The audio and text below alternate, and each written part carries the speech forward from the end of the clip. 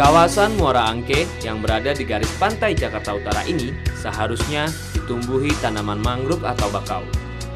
Namun kawasan ini berubah menjadi tempat pembuangan sampah. Bahkan area hutan bakau beralih menjadi pemukiman warga. Dulunya hutan mangrove, di sini banyak penghuninya ya. Lama-lama tergusur-gusur, akhirnya udah gitu sekarang ada pengembangan, katanya ini buat Devhuk, pelabuhan Pulau Seribu, ya akhirnya begini. Tiap tahun luas hutan bakau terus berkurang.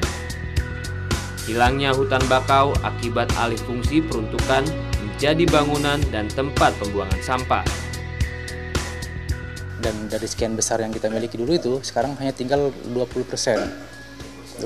Dan itu pun sedikit beberapa bagian tercemar ya. Nah, yang 80%-nya itu sudah habis semua, sudah hancur.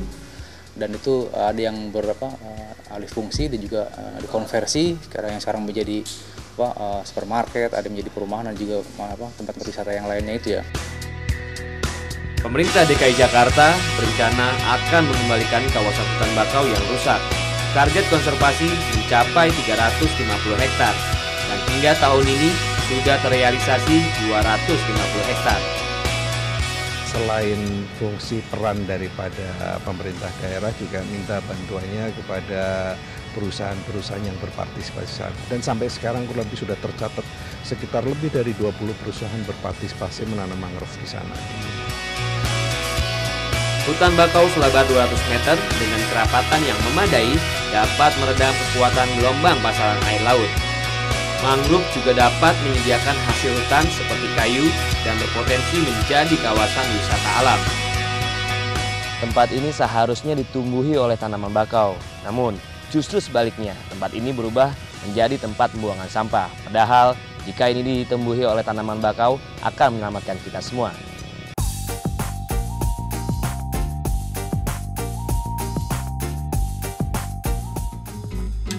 Sebetulnya, sampah plastik itu dapat diolah menjadi sesuatu yang berguna.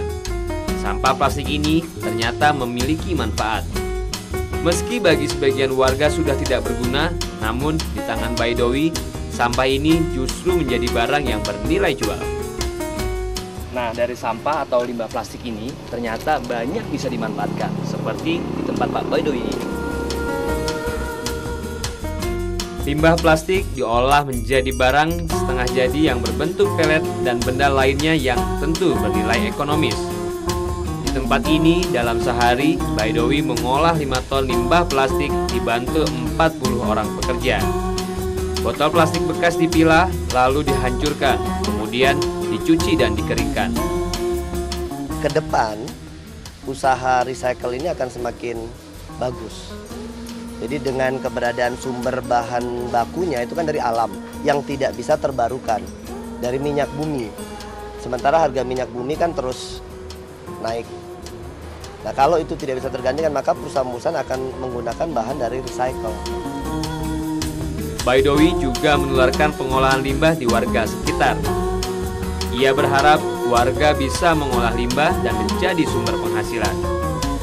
Ini hal yang simpel, sederhana, tapi bermanfaatnya optimal banget, baik dari segi sebagai pebisnis, bisnis ownernya, maupun bisa menyerap tenaga kerja. Jika ada kemauan, tentu segala sesuatu akan menjadi mungkin. Limbah plastik yang sudah tidak bermanfaat justru bisa memberikan penghasilan yang nyata. Seperti inilah limbah plastik yang sudah diolah. Tentu kegiatan yang seperti ini selain menghasilkan juga bermanfaat bagi kita semua. Ikri Syaukani, Yohanes Oja, TPI Bekasi melaporkan.